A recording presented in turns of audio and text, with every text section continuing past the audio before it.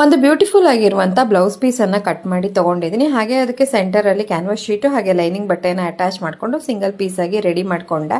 ಅದಾದಮೇಲೆ ನೋಡಿ ಅದನ್ನು ಫೋಲ್ಡ್ ಮಾಡಿಕೊಂಡು ಈ ಥರ ಮಾರ್ಕಿಂಗನ್ನು ಮಾಡ್ಕೊಳ್ತಾ ಇದ್ದೀನಿ. ಮಾರ್ಕಿಂಗನ್ನು ಮಾಡಿದ ನಂತರ ಈ ಥರ ಕರ್ವ್ ಶೇಪನ್ನು ಕೊಡಬೇಕು. ಹಾಗೆ ಮೆಷರ್ಮೆಂಟ್ಸು ಮತ್ತು ಇನ್ನದರ ಡೀಟೇಲ್ಸ್ ಎಲ್ಲವೂ ನಿಮಗೆ ನಮ್ಮ ನೂಲು ಕ್ರಿಯೇಷನ್ ಫೇಸ್ಬುಕ್ ಪೇಜ್ ಮತ್ತು ಯೂಟ್ಯೂಬ್ ಚಾನಲಲ್ಲಿ ಸಿಗುತ್ತೆ. ಇಲ್ಲಿ 1 ನಿಮಿಷದಲ್ಲಿ ಎಲ್ಲವನ್ನು ಹೇಳೋಕ್ಕೆ ಸಾಧ್ಯ ಇಲ್ಲ, ಹಾಗಾಗಿ ಕ್ರಿಸ್ಪಾಗಿ ತೋರಿಸ್ತಾ ಇದ್ದೀನಿ.